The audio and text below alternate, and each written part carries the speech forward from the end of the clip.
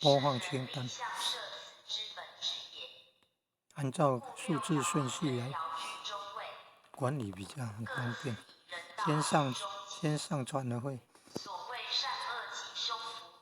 一直推上去，所以最好照1、2、3、4、5顺序，阿拉伯数字顺序来上传，它就会推到上面一排到这里31的人。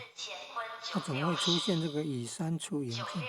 因为还在上传，还在整理啊。已删除影片就是因为还在上传，不然还在处理中啊。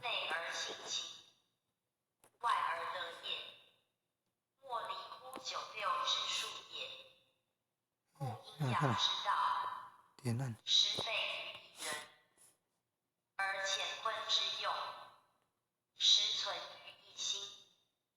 有加入播放清单了哦。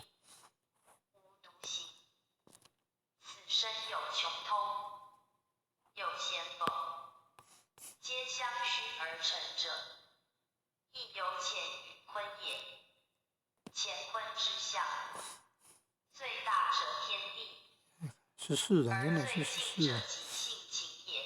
现在点按有没有左边缩图跟左边有两条短线，像那个数学化等于有没有？按住缩图左边边缘，你看可以上下移动，